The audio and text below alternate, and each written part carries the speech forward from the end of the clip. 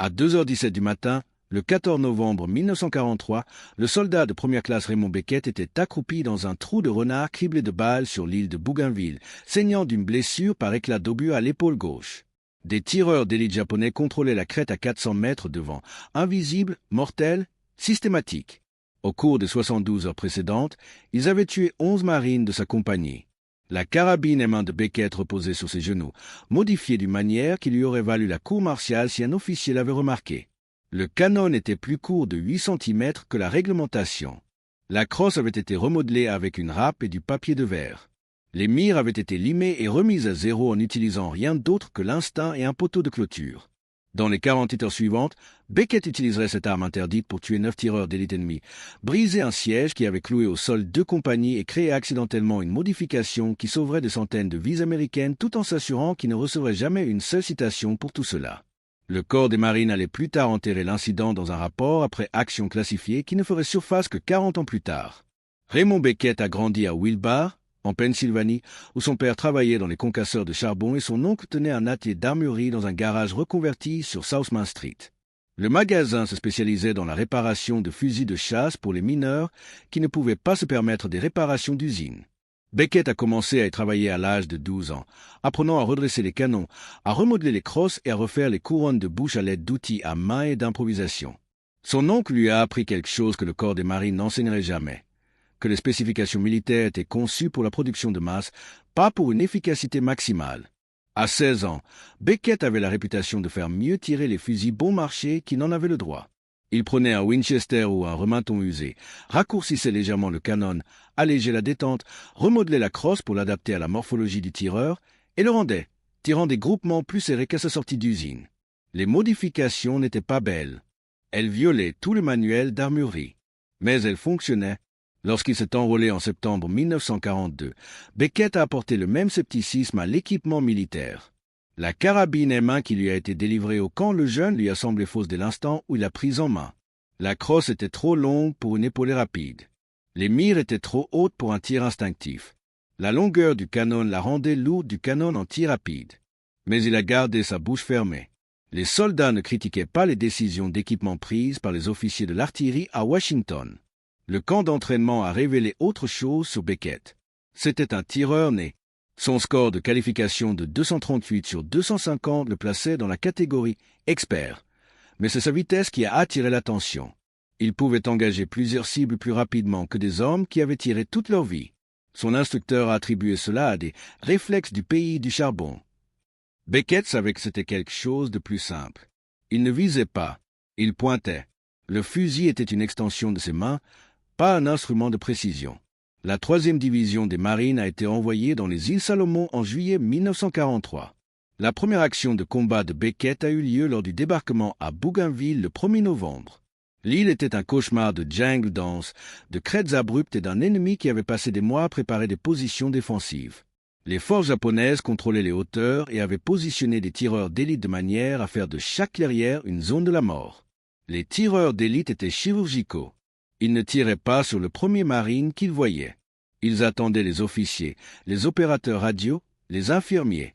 Ils laissaient passer 10 hommes et tiraient sur le 11e s'ils transportaient des fournitures médicales.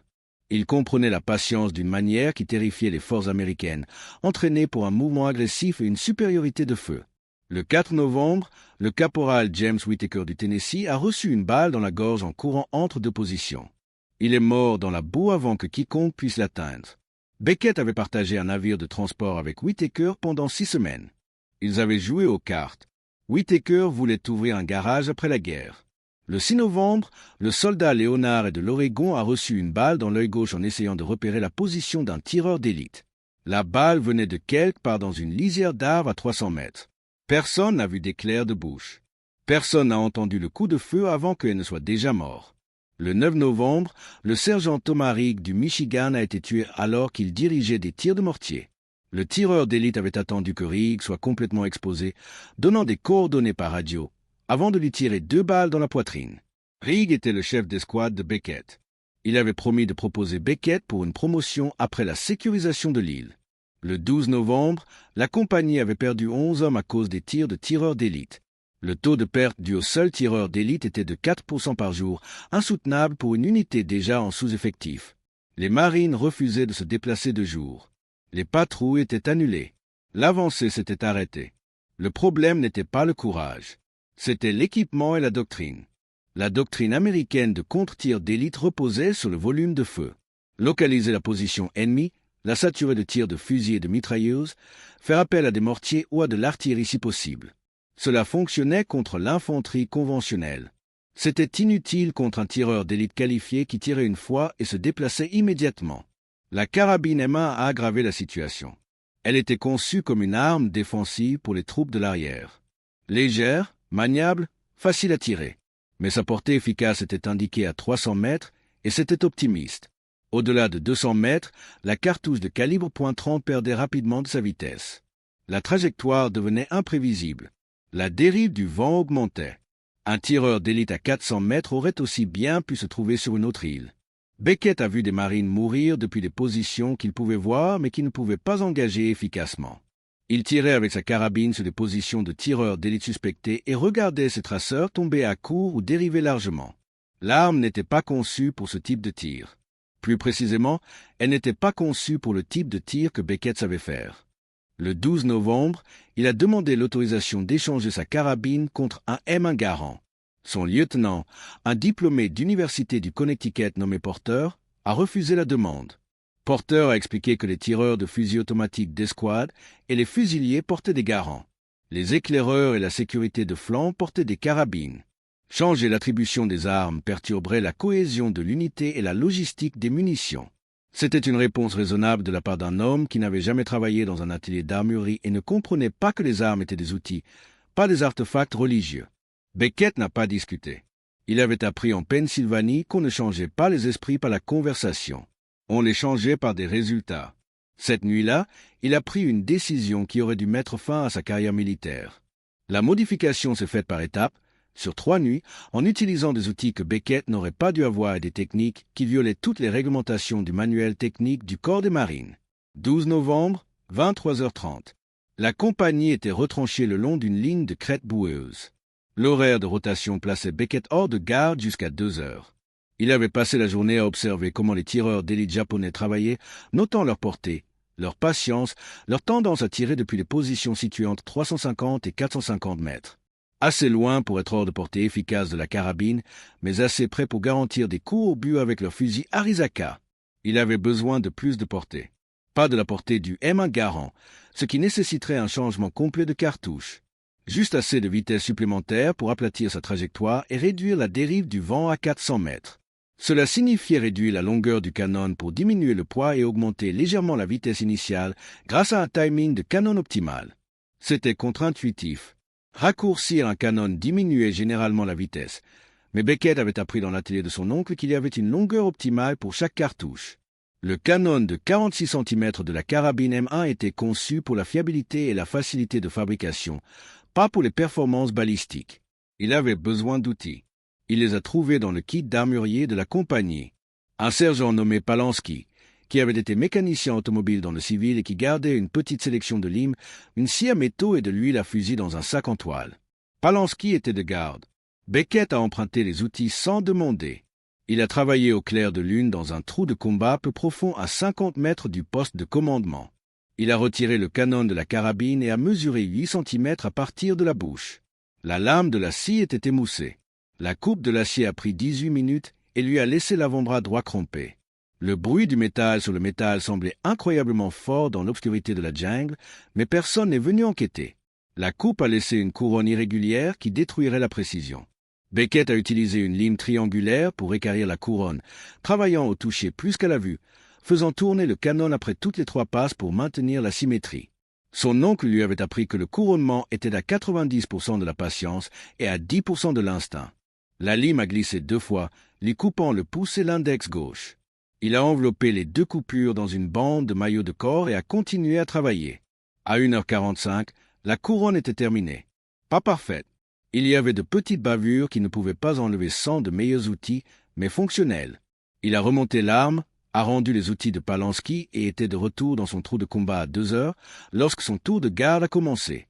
La carabine avait maintenant un canon de 38 cm, 8 cm plus court que la réglementation et complètement illégal selon les normes du corps des marines. Si un officier l'inspectait, Beckett risquait la cour martiale pour destruction de biens du gouvernement. 13 novembre, 22h30. Le canon raccourci lui donnait de la vitesse, mais l'arme ne semblait toujours pas juste. La crosse était trop longue. Dans la jungle, la vitesse importait plus que la précision. Beckett devait être capable de lever l'arme et de tirer en moins de 2 secondes, ce que son oncle appelait le snap shooting. La crosse standard nécessitait une épaulée complète qui prenait 3 secondes et exigeait de dégager la végétation. Il a de nouveau emprunté les outils de Palansky. Cette fois, il a enlevé la crosse en bois et a utilisé une râpe pour enlever 2,5 cm de longueur de la crosse, puis a arrondi les bords pour éliminer les coins militaires pointus. Le remodelage a pris 3 heures. Des copeaux de bois se sont accumulés autour de ses bottes. Il les a enterrés dans la boue quand il a eu fini. La nouvelle crosse était laide, rugueuse, inachevée, clairement modifiée. Mais lorsque Beckett a épaulé l'arme, elle est montée naturellement, comme les fusils sur mesure de son oncle. Il pouvait la monter et acquérir une image de visée en 1,5 secondes. Dans une jungle dense, cette différence compterait. 14 novembre, 21h15. La dernière modification a concerné les mires. La mire avant de la carabine était conçue pour tirer sur des cibles au centre de la masse à 100 mètres. Beckett devait tirer sur des cibles partiellement dissimulées à 400 mètres. La visée standard était inutile. Il a utilisé une petite lime pour réduire la hauteur de la mire avant d'environ 3 mm, puis a ajusté l'ouverture arrière en pliant légèrement la hausse. Il n'y avait aucun moyen de tester le réglage. Tirer avec une arme, la nuit attirait tous les officiers de la compagnie. Il devrait faire confiance à son instinct et ajuster pendant le tir réel. À 23h30, la modification était terminée. L'arme dans ses mains avait l'air fausse. Canon trop court, crosse trop petite, mire visiblement modifiée. C'était une cour martiale qui attendait de se produire. Mais elle était parfaite. Légère, rapide, équilibrée pour un tir instinctif. Beckett n'avait pas demandé la permission, n'avait pas soumis de demande de modification par les voies appropriées, n'avait pas consulté d'armurier ou d'officier de l'artillerie. Il avait identifié un problème, déterminé une solution et agi. En Pennsylvanie, cette approche lui avait valu une réputation d'artisan. Dans le corps des marines, cela lui vaudrait du temps au cachot. Il a enveloppé la carabine modifiée dans un poncho et l'a placée avec soin dans son trou de combat. Puis il s'est installé pour attendre le matin et les conséquences qui suivraient. Sa blessure à l'épaule suintait encore du sang à travers le bandage. Il a changé le pansement, n'a rien dit à l'infirmier et a essayé de dormir. 15 novembre, 6h20. L'attaque japonaise est arrivée à l'aube, non pas avec une charge banzée, mais avec quelque chose de pire. Des tirs de tireurs d'élite systématiques coordonnés pour clouer au sol 2 compagnies et empêcher tout mouvement vers la ligne de défense japonaise sur la crête. Le peloton de Beckett était retranché le long d'un sentier boueux qui longeait la crête. Le terrain n'offrait aucune dissimulation. Tout marine qui bougeait devenait visible pour les tireurs d'élite positionnés dans la lisière des arbres à 400 mètres en amont. Le premier coup de feu est arrivé à 6h23, tuant un opérateur radio qui s'était levé pour ajuster son antenne. Le deuxième coup de feu est arrivé 4 minutes plus tard, frappant un lieutenant qui avait tenté de se déplacer entre les trous de combat. À cette heure, 3 marines étaient morts et le mouvement s'était complètement arrêté. La compagnie était effectivement paralysée, incapable d'avancer, incapable de battre en retraite, subissant des pertes sans rien accomplir. L'artillerie ne pouvait pas aider. Les positions japonaises étaient trop proches des lignes américaines. Le soutien aérien ne pouvait pas aider. La canopée de la jungle était trop dense. Le tir de contre-batterie était inutile car personne ne pouvait localiser les tireurs d'élite avant qu'ils ne se déplacent. Beckett a vu le 3e marine mourir, un soldat de l'Iowa nommé Sullivan, qui avait été touché en essayant d'atteindre un blessé. Sullivan a crié pendant 4 minutes avant de se taire. Personne ne pouvait l'atteindre sans attirer le feu. Ce fut le moment déclencheur. Beckett a déballé sa carabine modifiée, a vérifié la chambre et a chargé un nouveau chargeur de 15 cartouches.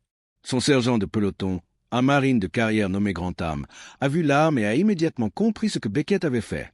Ce canon a été coupé, a dit Grantham. Ce n'était pas une question. Oui, sergent.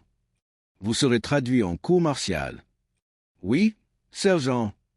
Grantham a étudié l'arme pendant 5 secondes.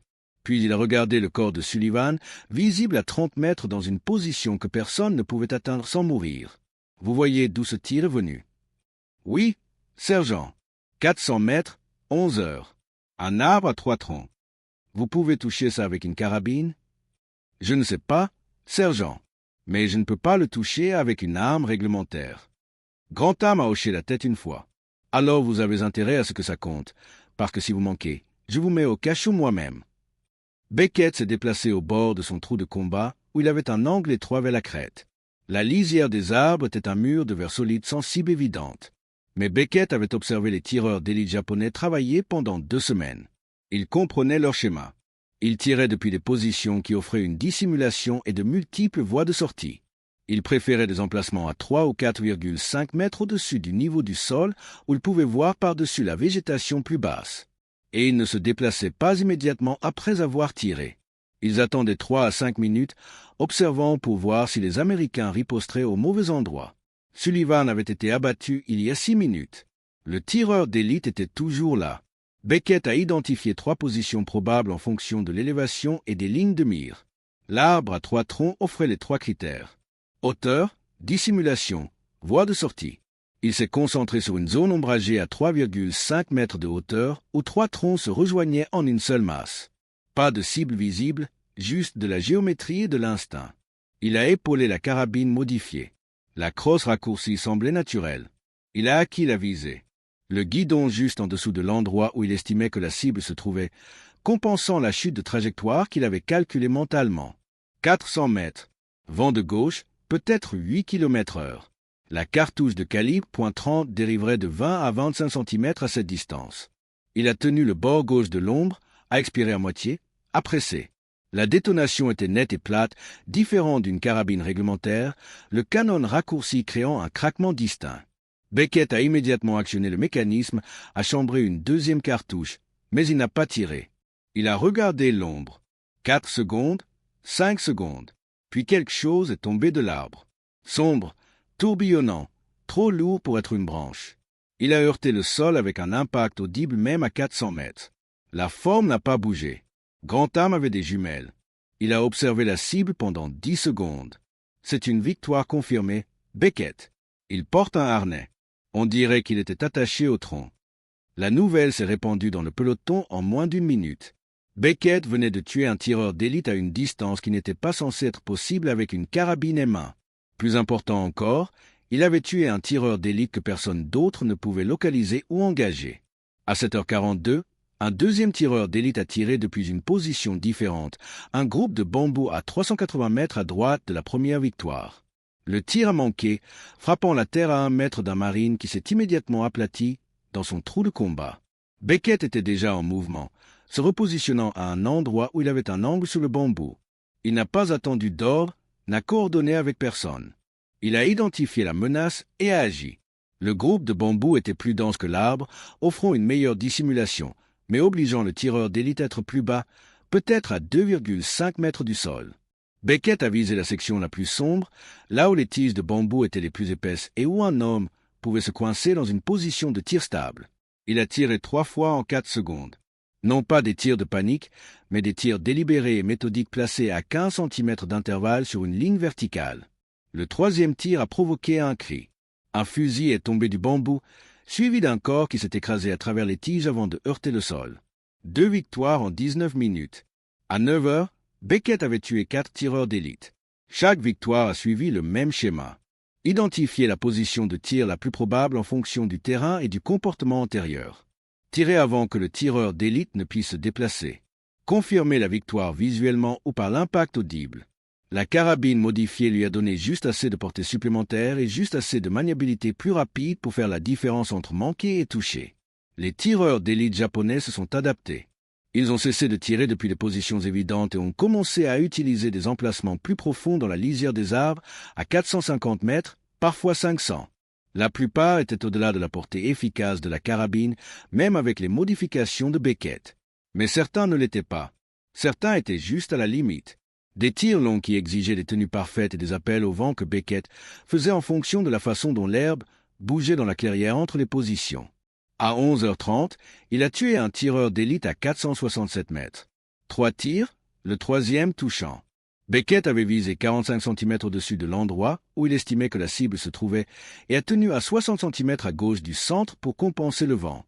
Le tir était à 50% de compétence et à 50% de chance, mais ça a marché. À 13h15, il en a tué un autre à 425 mètres. Un seul coup. Le tireur d'élite rechargeait, visible pendant peut-être 3 secondes, et Beckett lui a mis une balle dans la poitrine avant qu'il ne puisse finir. À 15h40, les Japonais ont essayé quelque chose de différent. 2 tireurs d'élite ont tiré simultanément depuis des positions distantes de 380 mètres, tentant de diviser l'attention américaine. Beckett a tué le tireur d'élite de gauche avec son deuxième tir, puis s'est repositionné et a tué le tireur d'élite de droite avec son quatrième tir. Temps total écoulé 11 secondes. Cette victime confirmée à 16 heures. À 18h50, à la tombée de la nuit, Beckett a tué son 8e tireur d'élite, un tireur patient qui avait attendu en position pendant 3 heures sans tirer, espérant que les Américains supposeraient que la menace était passée. Beckett avait observé la position depuis midi, notant une légère décoloration dans le feuillage qui ne correspondait pas à la végétation environnante. Lorsque le tireur d'élite a finalement changé de position au crépuscule, Beckett a tiré 2 balles dans l'ombre. Quelque chose est tombé. La 9e victoire est survenue à 20h23, pleine nuit, lors d'une tentative d'infiltration japonaise. Un tireur d'élite s'était avancé avec une patrouille d'infanterie, s'installant dans un tronc d'arbre tombé à 220 mètres des lignes américaines. Il a tiré 2 fois, tuant un marine de garde. Beckett a entendu les tirs, a estimé l'angle et la distance au son seul et a tiré ses cartouches dans le tronc sur une ligne horizontale. Une cartouche a trouvé la cible. Les cris ont cessé après 40 secondes. 9 victoires confirmées en 48 heures. Tout à des portées comprises entre 220 et 467 mètres. Tout avec une arme qui, officiellement, ne pouvait pas engager de cible au-delà de 300 mètres. Tout avec une modification qui rendait Beckett passible de la cour martiale pour destruction de biens du gouvernement. Le 17 novembre, le siège était levé. Les tireurs d'élite japonais s'étaient repliés sur des positions secondaires plus haut sur la crête, peu disposés à opérer à portée de ce que les Américains utilisaient. Le taux de perte dû au tir de tireurs d'élite est passé de 4% par jour à moins de 1%. 2 compagnies qui avaient été clouées au sol pendant 6 jours ont repris leur avance. Personne n'a déposé de rapport après action mentionnant le nom de Beckett. Les conséquences ont commencé non pas par la reconnaissance, mais par la suspicion. 18 novembre, 9h30. Le capitaine Hendricks, commandant de la compagnie, diplômé de West Point, officier de carrière, a ordonné à Beckett de se présenter au poste de commandement. Hendricks avait entendu des rumeurs sur l'arme modifiée. Il voulait la voir. Beckett a présenté la carabine pour inspection. Hendricks l'a examinée pendant 2 minutes complètes sans parler, notant le canon raccourci, la crosse remodelée, les mires limées.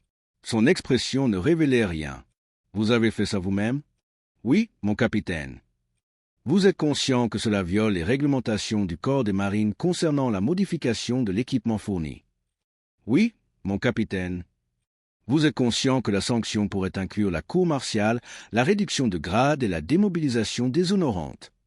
Oui, mon capitaine. Hendricks a posé la carabine sur son bureau de campagne. Il a regardé Beckett avec l'expression d'un homme résolvant une équation qu'il n'aimait pas. 9 victoires confirmées en 2 jours. Tout à des portées qui ne devraient pas être possibles avec cette arme. J'ai 3 sergents qui me disent que vous avez brisé un siège de tireurs d'élite qui nous coûtait des hommes que nous ne pouvions pas nous permettre de perdre. Il a fait une pause. J'ai aussi des règlements qui disent que je devrais vous mettre au cachot pour destruction de biens du gouvernement. Oui, mon capitaine. Voici mon problème. Soldat. Si je vous traduis en cour martiale, je perds mon meilleur atout de contre-tireur d'élite. Si je ne vous traduis pas en cour martiale, tous les soldats de cette division vont commencer à modifier leurs armes sans autorisation. Je dois donc prendre une décision qui équilibre l'efficacité et la discipline. Hendricks a de nouveau pris la carabine, a actionné le mécanisme, l'a épaulé comme pour tester l'équilibre. C'est différent, plus rapide. Oui, mon capitaine. C'était l'intention. Combien de cartouches avez-vous tiré avec depuis la modification? Environ 140 cartouches, mon capitaine. Des dysfonctionnements? Aucun, mon capitaine. Hendricks a posé l'arme et a pris sa décision. Vous ne serez pas traduit en cour martiale. Mais vous ne recevrez pas non plus de citation. Ce que vous avez fait est efficace, mais non autorisé. Je vais documenter cela comme une modification de campagne opportune effectuée sous la nécessité du combat. Cela vous évite le cachot et m'empêche d'établir un précédent selon lequel chaque marine peut modifier son arme comme il le souhaite. Compris, mon capitaine? Il y a autre chose. Je vous affecte comme tireur désigné pour les opérations de contre-tir d'élite. Vous continuerez à utiliser cette arme jusqu'à ce qu'elle tombe en panne ou que quelqu'un de plus haut gradé m'ordonne de la confisquer. Vous formerez 2 autres marines aux tactiques de contre-tir d'élite en utilisant des armes standards. Et vous ne discuterez des modifications avec personne en dehors de votre chaîne de commandement immédiate. C'est clair? Oui, mon capitaine. Ropé. Beckett a salué et est parti. La punition attendue n'était pas venue, mais la reconnaissance non plus. Il avait tué 9 tireurs d'élite ennemis, brisé un siège, sauvé des vies américaines et avait reçu une affectation qui faisait essentiellement de lui une cible pour tous les tireurs d'élite japonais de l'île. Au cours des 6 semaines suivantes, Beckett a tué 14 autres tireurs d'élite en utilisant la carabine modifiée. Il a formé 4 marines aux tactiques de contre-tir d'élite, bien qu'aucun d'entre eux ne puisse reproduire son succès avec des armes standards. L'arme elle-même est devenue une sorte de légende au sein de la compagnie.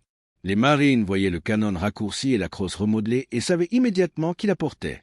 Mais la nouvelle ne s'est pas répandue au-delà de la compagnie. Le capitaine Hendricks avait été sérieux au sujet de la documentation. Il n'y avait aucune trace officielle des modifications, aucune mention dans les rapports après action, aucune recommandation de citation. Beckett est resté un soldat de première classe avec une arme non autorisée qui n'existait techniquement dans aucun document de ravitaillement. Le silence est étendu aux Japonais. Les interceptions des services de renseignement de décembre 1943 ont noté une prudence accrue de l'ennemi dans les secteurs où la 3e division des marines opérait, mais rien n'indiquait que les forces japonaises comprenaient ce qui avait changé. Ils savaient que les Américains tuaient des tireurs d'élite à des portées inattendues. Ils ne savaient pas comment. En janvier 1944, la carabine modifiée de Beckett était devenue si familière que les nouvelles recrues supposaient que c'était une arme spéciale. Ils demandaient où ils pouvaient en obtenir une. La réponse était toujours la même. On ne pouvait pas. Le 8 février 1944, Beckett a été blessé lors d'une contre-attaque japonaise. Des éclats d'obus d'une grenade l'ont atteint à la jambe droite et au bas du dos.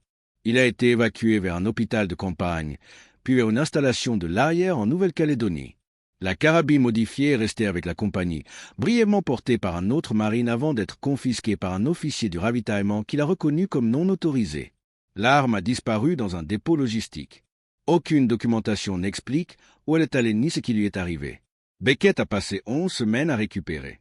Quand il est retourné à son unité fin avril, l'arme avait disparu. On lui a délivré une carabine M1 standard. Canon réglementaire, crosse réglementaire, mire réglementaire. Il a demandé au capitaine Hendricks ce qui était arrivé à son arme modifiée. Hendricks a dit qu'il ne savait pas. Puis il a dit que Beckett devrait probablement oublier que tout cela s'était produit. La menace de la cour martiale a refait surface en mai 1944, non pas de son propre commandement, mais d'un inspecteur général en visite effectuant des audits d'équipement. Quelqu'un avait documenté l'existence d'une carabine M1 modifiée. Pas de numéro de série, pas de marine affectée, juste une note indiquant qu'une telle arme avait été observée en usage sur le terrain. L'IG voulait des réponses.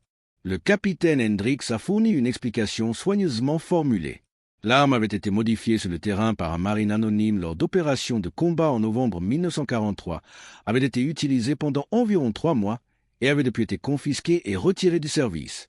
Aucune mesure disciplinaire n'avait été prise car la modification avait eu lieu sous la nécessité du combat et s'était avérée tactiquement efficace. L'IG n'était pas satisfait. Il voulait savoir qui avait modifié l'arme.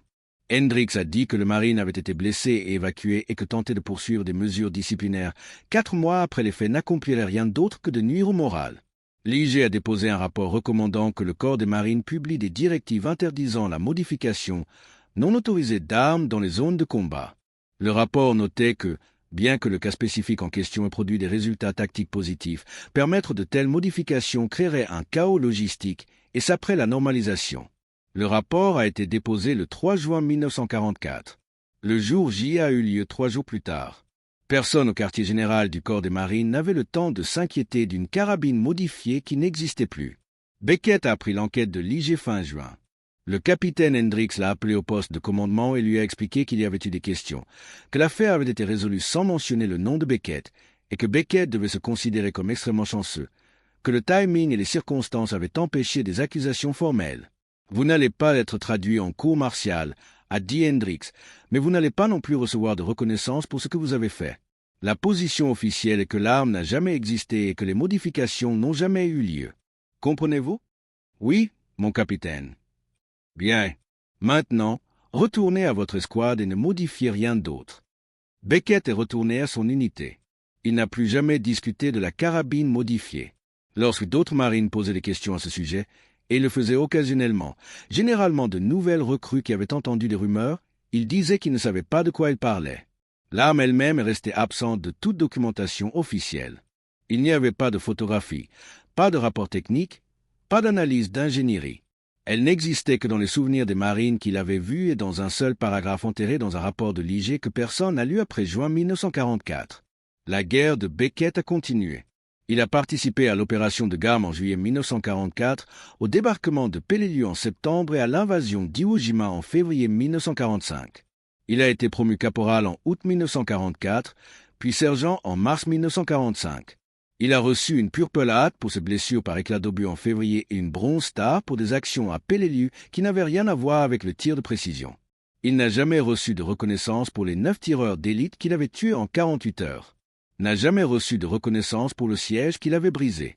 N'a jamais reçu de reconnaissance pour avoir prouvé qu'un marine enrôlé avec les bonnes compétences pouvait résoudre des problèmes que les officiers et les ingénieurs n'avaient pas prévus. La guerre a pris fin en août 1945. Beckett a été démobilisé en novembre avec le grade de sergent, 3 rubans de campagne, une Purple Heart et une Bronze Star. Son dossier de service ne faisait aucune mention d'opérations de contre-tir d'élite, d'armes modifiées ou de novembre 1943. Raymond Beckett est retourné à Wilkes-Barre en décembre 1945. Il a pris un emploi dans l'armurerie de son oncle, qui avait survécu aux années de guerre en entretenant des fusils pour la police d'État et les clubs de chasse locaux. Il a épousé une femme nommée Dorothy en juin 1946. Ils ont eu 3 enfants. Au cours des 8 années suivantes, il n'a pas parlé de la guerre. Lorsque d'autres vétérans se réunissaient au hall des VFW pour partager des histoires, Beckett restait à la maison. Lorsque les clients lui demandaient s'il avait combattu, il disait oui et changeait de sujet. Son oncle lui a demandé une fois ce que Beckett avait fait dans le Pacifique. Beckett a dit qu'il avait porté un fusil et avait essayé de ne pas se faire tirer dessus. L'oncle n'a pas insisté. En 1953, un historien du corps des marines faisant des recherches sur les tactiques de petites unités dans le Pacifique a contacté Beckett par courrier. L'historien avait trouvé une référence à des modifications d'armes non autorisées à Bougainville et voulait interviewer des marines qui avaient servi dans la 3e division en novembre 1943.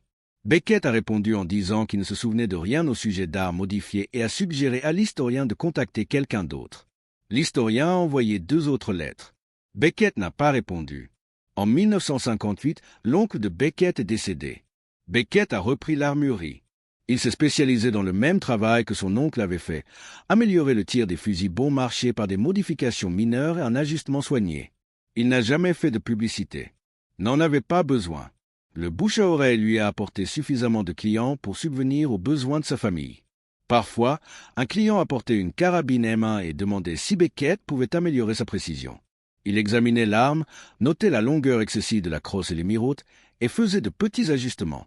Rien de spectaculaire, rien qui n'attirait l'attention. Les clients disaient toujours que le fusil tirait mieux après. Beckett n'a jamais expliqué pourquoi.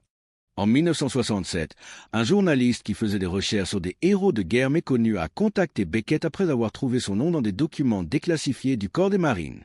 Le journaliste voulait écrire un article sur les meurtres de tireurs d'élite de novembre 1943. Beckett a refusé d'être interviewé. Le journaliste a persisté, publiant finalement un article qui mentionnait le nom de Beckett et décrivait la carabine modifiée sur la base de récits de seconde main. L'article est paru dans un petit journal de Pennsylvanie. Les enfants de Beckett l'ont vu. Ils ont demandé à leur père si l'histoire était vraie. Beckett a dit que le journaliste avait exagéré. Ses enfants ont demandé combien de détails étaient exacts. Beckett a dit qu'il ne se souvenait pas clairement. C'était il y a 24 ans, et la mémoire n'était pas fiable. Il n'en a plus jamais discuté avec eux.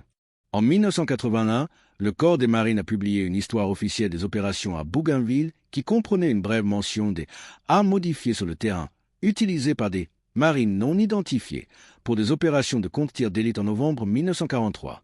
Le texte notait que de telles modifications avaient été abandonnées pour des raisons de normalisation, mais reconnaissait qu'elles s'étaient avérées tactiquement efficaces dans des circonstances spécifiques. Beckett avait 73 ans lorsque l'histoire a été publiée. Il en a acheté un exemplaire mais ne l'a jamais lu. Il est décédé le 18 mars 1994 à l'âge de 76 ans dans une maison de retraite à Wilkes-Barre. La nécrologie dans le journal local mentionnait son service dans le Pacifique, sa Purple Hat et sa Bronze Star, et ses 41 ans comme armurier. Elle disait qu'il laissait dans le deuil sa femme, 3 enfants et 7 petits-enfants. Elle ne mentionnait pas les meurtres de tireurs d'élite, les armes modifiées ou novembre 1943. Ses funérailles ont réuni 43 personnes. 3 étaient des vétérans de sa compagnie de marine. L'un d'eux, un homme nommé Grantham, qui avait été son sergent de peloton, a brièvement parlé de l'habileté de Beckett comme tireur. Grantham a dit que Beckett avait été l'un des meilleurs tireurs naturels qu'il ait jamais vu, qu'il avait sauvé des vies par sa volonté d'agir lorsque d'autres hésitaient, et que le corps de marine avait eu de la chance de l'avoir, même s'il ne l'avait jamais reconnu à sa juste valeur. Personne n'a demandé ce que Grantham voulait dire par cette dernière partie. Le dossier historique a finalement rattrapé son retard, bien que cela ait pris des décennies. En 2003, un historien militaire faisant des recherches sur les modifications d'armes pendant la Seconde Guerre mondiale a découvert une cage de rapports de l'IG qui avait été mal classée dans une archive logistique de la marine. Un rapport mentionnait la carabine M1 modifiée utilisée à Bougainville, avec suffisamment de détails pour identifier l'unité et la période approximative. Le recoupement des rapports de pertes et des listes d'unités a conduit l'historien à Raymond Beckett. À ce moment-là, Beckett était mort depuis 9 ans. L'historien a interrogé 3 marines survivants de sa compagnie, dont Grantham, qui ont fourni des récits de première main sur les meurtres de tireurs d'élite de novembre 1943. L'historien a également localisé les rapports après action du capitaine Hendricks, qui ne mentionnait pas l'arme modifiée, mais notait une efficacité de contre-tir d'élite exceptionnelle par des tireurs désignés pendant la période concernée. L'historien a publié un article universitaire en 2005 documentant l'incident. L'article notait que les modifications de Beckett, canon raccourci, crosse remodelé, mires ajustées, étaient conformes aux techniques qui deviendraient plus tard la norme dans les armes de tireurs d'élite spécialisés. Il notait également que les modifications de terrain non officiels étaient courantes pendant la Seconde Guerre mondiale, mais rarement documentées car elles existaient en dehors des canaux de ravitaillement officiels. Des estimations prudentes ont crédité le travail de Beckett d'une réduction d'environ 60% des pertes liées aux tireurs d'élite dans sa compagnie en novembre et décembre 1943. Sur la base des taux de pertes avant et après ces opérations de contre-tir d'élite, les modifications ont probablement empêché entre 8 et 12 morts américains sur une période de 6 semaines. L'article a reçu une attention limitée. Des historiens militaires l'ont cité. Quelques passionnés d'armes à feu en ont discuté sur des forums Internet. La division historique du corps des marines a classé une copie dans ses archives. Personne n'a recommandé Beckett pour une reconnaissance posthume car la politique officielle interdisait de telles recommandations pour des actions qui avaient techniquement violé les règlements, même si ces actions avaient sauvé des vies. En 2011, un réalisateur de documentaire a contacté les enfants survivants de Beckett pour inclure son histoire dans un film sur les héros méconnus de la Seconde Guerre mondiale. Les enfants ont refusé. Ils ont dit que leur père n'aurait pas voulu de cette attention et qu'il avait passé 50 ans à éviter exactement ce genre de reconnaissance. Le réalisateur a fait le documentaire sans la participation de la famille, en utilisant les recherches de l'historien et des entretiens avec des marines survivants. Le segment sur Beckett a duré 6 minutes. Il a été diffusé une fois sur une chaîne d'histoire du câble à 2 heures du matin et n'a jamais été rediffusé. La carabine M1 modifiée de Beckett n'a jamais été retrouvée. Elle a vraisemblablement été détruite ou perdue dans un dépôt logistique vers 1944.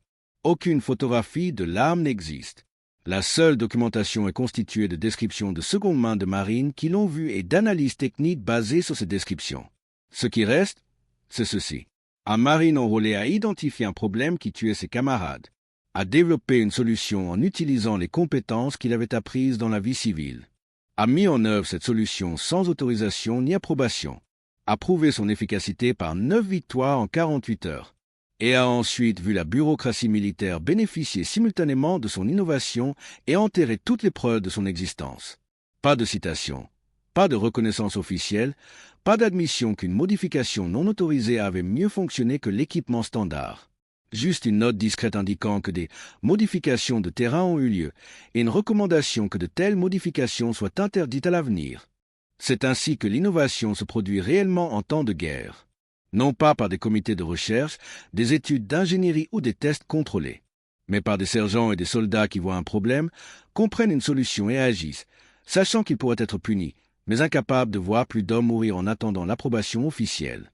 Par des hommes comme Raymond Beckett, qui a passé 48 heures à tuer des tireurs d'élite ennemis avec une arme qu'il avait modifiée en violation des règlements, puis a passé le reste de sa vie à refuser d'en discuter. parce qu'il comprenait que les soldats efficaces n'ont pas besoin de reconnaissance. Ils ont besoin de résultats. Et par la vérité inconfortable que les organisations militaires bénéficient de l'innovation, tout en punissant simultanément les innovateurs, créons un système où les hommes qui sauvent des vies sont les mêmes hommes qui sont menacés de cour martiale pour les méthodes qu'ils utilisent pour sauver ces vies. Beckett connaissait cette vérité en novembre 1943 lorsqu'il a raccourci le canon de sa carabine. Il la connaissait en février 1944 lorsque l'arme a été confisquée. Il la connaissait en 1967 lorsqu'il a refusé d'être interviewé à ce sujet. Et il la connaissait lorsqu'il est mort en 1994, en portant avec lui les détails spécifiques de la façon dont il avait modifié une arme qui n'aurait pas dû fonctionner, mais qu'il a fait. Parce que parfois la distance entre la réglementation et l'efficacité se mesure en 8 cm de canon. Et la volonté de tout risquer pour une solution que personne n'a autorisée, mais dont tout le monde avait besoin. Si vous avez trouvé cette histoire fascinante, veuillez aimer cette vidéo. Abonnez-vous pour rester connecté à ces histoires inédites. Laissez un commentaire nous indiquant d'où vous regardez. Merci de garder ces histoires vivantes.